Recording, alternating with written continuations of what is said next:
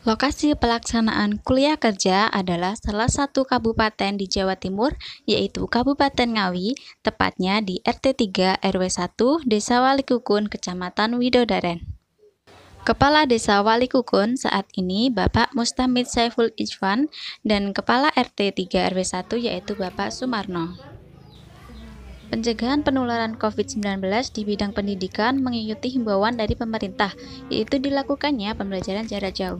Pembelajaran jarak jauh dilakukan secara online dalam jaringan dari rumah masing-masing. Pembelajaran dari rumah masing-masing secara daring ini menggunakan sistem baru yang membuat siswa harus beradaptasi dengan teknologi daring. Teknologi pembelajaran daring yang tidak dikuasai dengan benar menghambat pembelajaran siswa. Pembelajaran online yang terhambat karena kurangnya penguasaan teknologi pembelajaran daring dapat diatasi dengan pendampingan belajar siswa. Pendampingan belajar ini dilakukan dengan memberikan materi pelajaran, pelatihan tentang teknis belajar sistem daring, serta pendampingan belajar secara berkala. Pelaksanaan secara berkala pada program KK ini adalah 3 kali dalam seminggu. Tujuan dari kegiatan ini adalah anak-anak usia sekolah SD dan SK RW 1 Desa Walikukun, Kecamatan Widodaren dapat mengikuti pembelajaran secara online dengan lancar. Program KK ini dengan membentuk kelompok kecil maksimal 10 orang dengan tetap memperhatikan protokol kesehatan.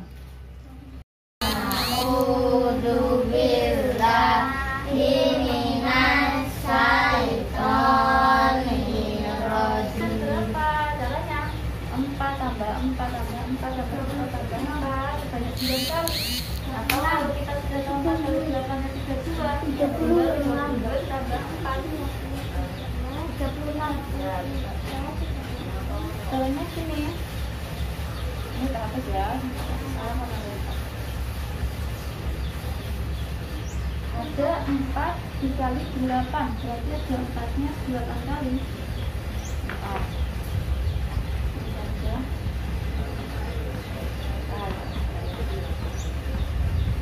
Ini bagi berapa kali? Bagi 3 kali. 4 kali, 5 kali, 6 kali, 7 kali, 8 kali. 4 kali 8. Jadi 4-nya itu 8 kali. Nah ini kalau itu ada berapa? 1, 2, 4, 6, 7, 8, 9, 10, 11, 12, 13, 14, 15, 16, 17, 18, 19, 20, 21, 22, 23, 24, 25, 26, 27, 28, 29, 30, 31, 32. Benar kan ada 32? Jadi 4 dikali 8 itu artinya 4-nya ini ada 8 kali. 4, 4, 4, 4, 4, 4, 4, 4. Mari kita tonton video pembelajaran berikut ini. Halo adik-adik, perkenalkan nama saya Kak Heni. Kita akan belajar bersama tentang pengukuran. Mengukur adalah membandingkan suatu besaran yang diukur dengan alat ukur yang digunakan sebagai satuan. Mengukur dibagi menjadi 2. Yang pertama yaitu mengukur secara tidak langsung dan yang kedua adalah mengukur secara langsung. Mengukur secara tidak langsung, jika kita mengukur luas benda, kita tidak dapat langsung mengukur dengan suatu alat, tetapi dengan menghitung melalui suatu rumus.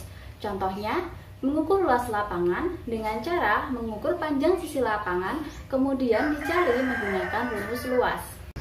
Mengukur secara langsung yaitu mengukur suatu benda dengan menggunakan alat ukur. Contohnya, kita akan mengukur panjang suatu buku, maka kita menggunakan alat ukur panjang yaitu mistar. Kemudian terdapat syarat bagi sistem satuan internasional. Yang pertama yaitu mudah diingat, yang kedua adalah harus mudah untuk ditiru, dan yang ketiga adalah dapat dihasilkan kembali. Besaran pokok dan satuannya dalam sistem internasional. Selanjutnya di sini terdapat contoh soal. Nah, manakah yang benar dan manakah yang salah? Yang benar adalah nomor 1 dan 3, dan yang salah adalah nomor 2 dan 4.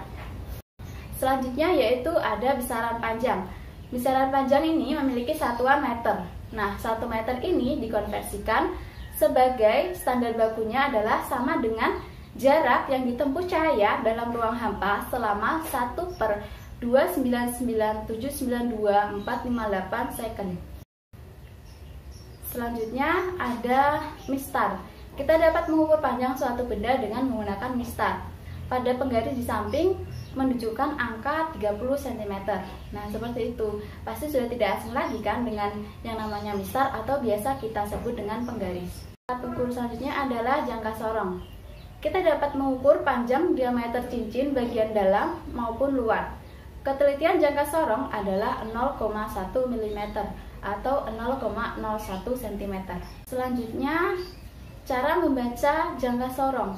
Yang pertama, menentukan terlebih dahulu skala tetap atau utamanya, yaitu yang ditunjukkan oleh skala 0 nonius, terletak antara 2,1 dan 2,2, maka kita pilih 2,1. Kita pilih angka yang terkecil.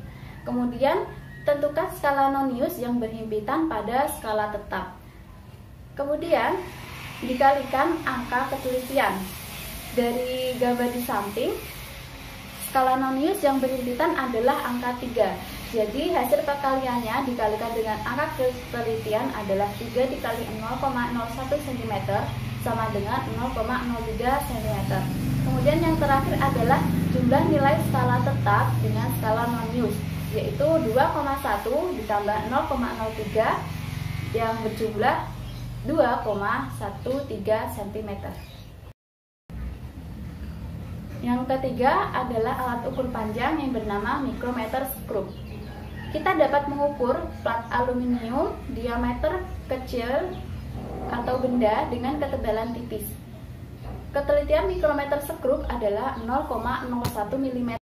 Kemudian cara membaca micrometer screw ini berbeda dengan jangka sorong. Yang pertama yaitu menentukan skala utama. Di sini di gambar di samping contohnya adalah skala utamanya ada 5,0, kemudian yang bawah ada 0,5 sehingga skala utamanya adalah 5,5. Kemudian menentukan skala putar yang berhimpit dengan skala utama. Nah, di sini ditunjukkan adalah yang berhimpit adalah 28. Nah, angka 28 ini dikalikan dengan angka ketelitian dari micrometer screw, yaitu 0,01 mm. Sehingga 28 dikali 0,01 mm sama dengan 0,28 mm. Kemudian yang terakhir adalah menjumlahkan pada skala utama dan skala putar, yaitu 5,5 ditambah 0,28 mm sama dengan 5,78 mm. Besaran pokok selanjutnya yaitu massa. 1 kg standar baku sama dengan massa sebuah silinder yang terbuat dari campuran platinum iridium yang disimpan di Serves, Paris, Perancis. Massa 1 kg setara dengan 1 liter air pada suhu 4 derajat Celcius. Nah, alat ukur dari massa ini adalah neraca. Untuk mengukur massa benda dapat digunakan alat ukur timbangan Dachin, timbangan pasar, neraca Auhaus 2 lengan dan 3 lengan, timbangan berat badan, serta neraca digital. Kemudian di sini terdapat neraca Auhaus 3 lengan. Nah, cara membaca dari hasil pengukuran neraca Auhaus ini yang pertama yaitu dengan menjumlahkan seluruh angka yang ditunjukkan oleh bandul, yaitu 300, kemudian lengan kedua 30, dan lengan ketiga adalah 6, sehingga hasil pengukuran massanya adalah 336 gram. Besaran selanjutnya yaitu waktu. 1 sekon standar baku adalah waktu yang dibutuhkan atom cesium untuk bergetar 919263170 kali. Ini adalah besaran turunan dan satuannya dalam sistem satuan internasional. Besaran turunan pertama yaitu luas.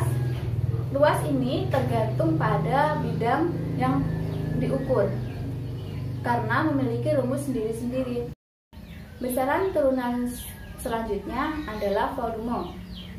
Nah, di sini ada volume benda yang beraturan dan volume benda yang tidak beraturan. Sekarang akan kita bahas volume benda yang beraturan terlebih dahulu. Kemudian, volume benda beraturan, ini adalah contohnya. Selanjutnya adalah volume benda yang tak beraturan.